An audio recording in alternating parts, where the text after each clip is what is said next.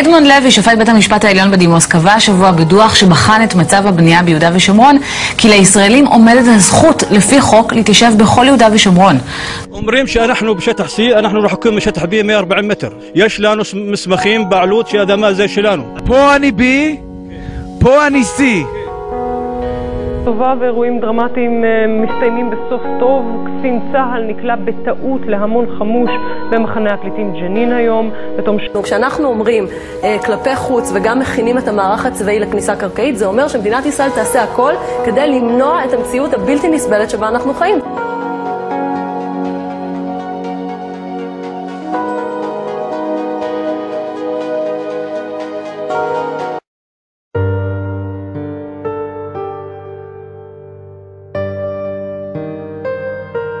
במהלך מלחמת ששת הימים כבשה ישראל שטחים נרחבים, וביניהם שטחי יהודה, שומרון ורצועת עזה.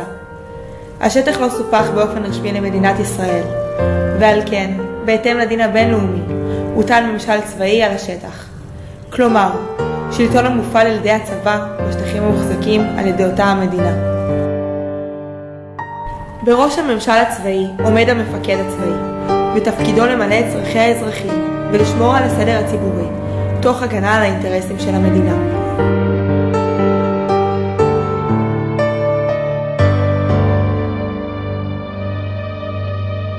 בשל מחויבותה של ישראל לטיפול באוכלוסייה בשטחים שנכבשו, מונה על ידי הממשלה מתאם פעולות הממשלה בשטחים הראשון, אשר היה כפוף לשר הביטחון, והוטלה עליו האחריות בתחום האזרחי.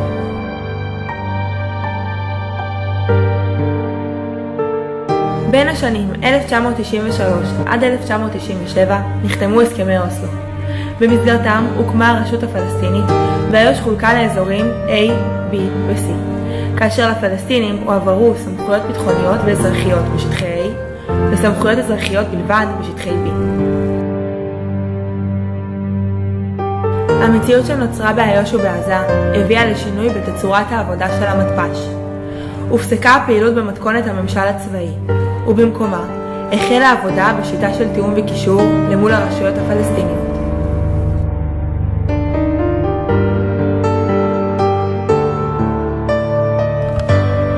בשנת 2003, בעקבות אירועי האינתיפאדה השנייה ויציאת מפגעים רבים לשטחי ישראל, הוחלט על הקמת גדר הביטחון באיו"ש. על המתפ"ש היה להיערך למציאות המורכבת שנוצרה בשטח בעקבות ההחמרה במצב הביטחוני ובניית הגדר. בשנת 2005, בעקבות ההתנתקות מרצועת עזה, פונו כלל בסיסי צה"ל מתוך הרצועה, ובהם בסיסי המת"ק.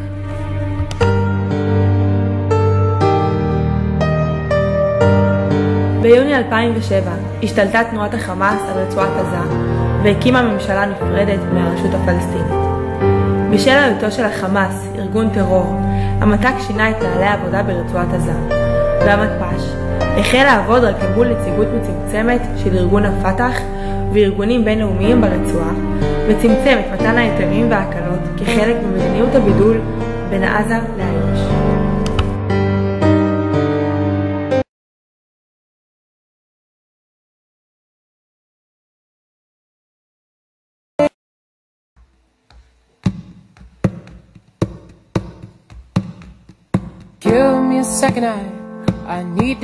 מצד אחד להיות עם הארגון הבינלאומי על הקו, ומצד שני להיות עם הלוחם שבתוך הטנק, והדבר הזה חסך לנו הרבה בעיות וסייע לנו באמת לנצח בגזרתנו.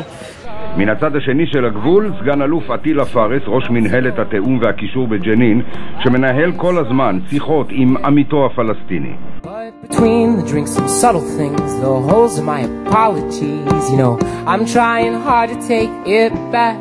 So if by the time the bar closes and you feel like falling down, well, I'll carry you home tonight. We are young, so let's set the world on fire. And we can burn brighter than the sun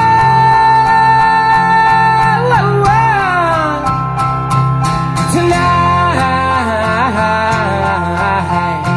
We are young.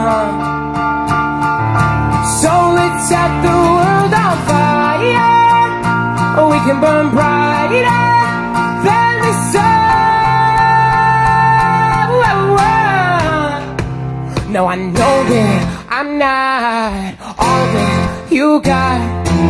I guess that I just thought maybe we could find new ways to fall apart. But our friends are back, so let's raise a toast, 'cause I found someone to carry me home tonight. We are young, so let's set the world on fire. We can burn brighter than the sun.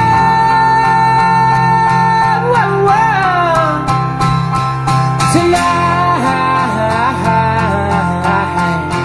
we are young, so let's set the world on fire, and we can burn brighter than the sun.